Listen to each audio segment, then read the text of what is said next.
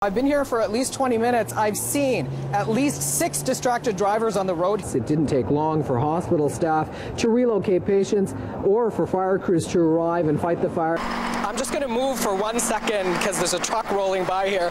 Well, city crews got out early this morning. They managed to get most of the systems up and running. Everything in here works, including the horn. Ken, do you want to give it a toot? And the siren.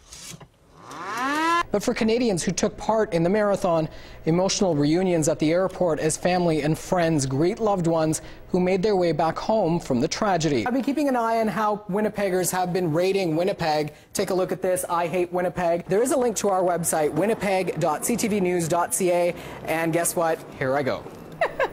You got to take some lessons before you come back, Rajeev. I'm going to engage my 2 pros here to give me lessons. Rajeev, Dhir, CTV News, Winnipeg. I'm directing traffic to the safety booth. I actually tried to get into the King John toilet, but it's locked, and that could only mean one of 2 things, and I hope it's not the one that I'm thinking. The area they nestled in is quite expansive, and they even left a few souvenirs behind. There's no way to avoid the color here. And as we head into the rest of Monday, again, showers around the northern part of the province, very clear skies for central and southern Manitoba. Now let's take a look at conditions tonight. We're looking at a chance of flurries. Work crews have made a lot of progress in the cleanup at Ochre Beach. The area was devastated by a wall of ice Friday afternoon. The ice pummeled, pushing some homes off their foundation. Ice, ice, baby. That's what we found. We were rolling, but not in our 5.0 today. And this is what we found. Huge ice dams like this one behind me. What is 6 times 7? 11. Thanks, Rajeev. I was just kidding. You got to go back to school, man. You really got to go back. All right. Rajeev, the CTV News, Winnipeg. Let's go!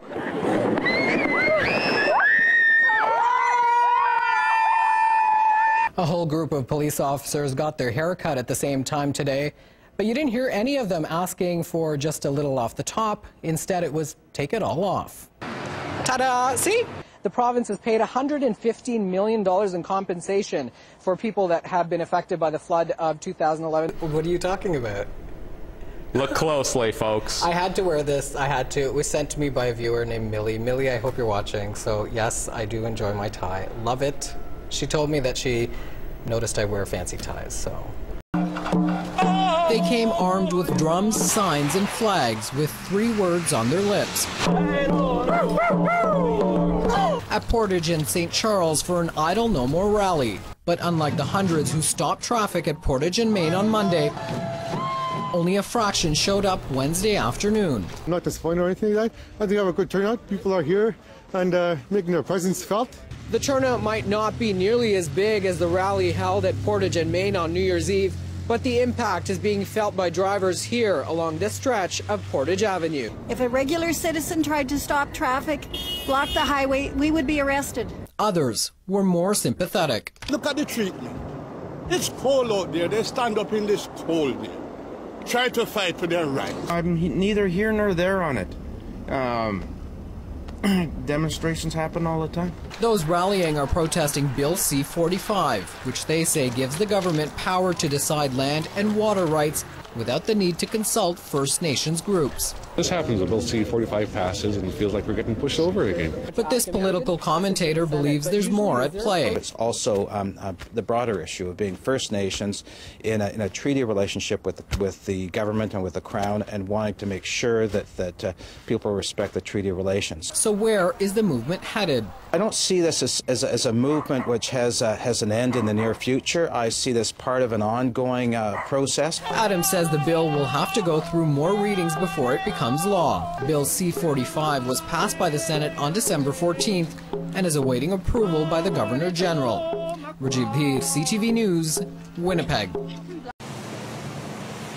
Residents of Morden woke up this morning to this. After 80 millimeters, or almost 4 inches of rain, fell in just 3 days.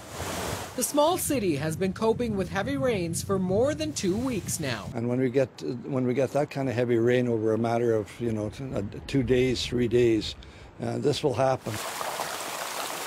Roadways turned into rivers, parking lots completely submerged. Yards like this one have now become lakefront property. We hadn't anticipated that. The worst would have been if the house would have got water, but thankfully the house is high. Unlike this campground, where the water was too much for tents, forcing the evacuation of dozens of campers, no one was hurt. We camped the night, and when we woke up in the morning, there was water everywhere. Yeah, in the everywhere. Tents, in the sleeping bags, everywhere. Yeah, they're just like... It's crazy. Yeah. It flooded. It was like a flash flood. Levels on the Dead Horse Creek rose to about 8 feet because of the heavy rain, and the current was so strong it even bent the bridge's metal railing. This bridge has to be repaired again, and there's a couple of culverts that need to be replaced. With the rainfall ended, efforts are now turning to cleanup. And there's relief that it wasn't worse. Rajeev, Dhir, CTV News, Morden, Manitoba.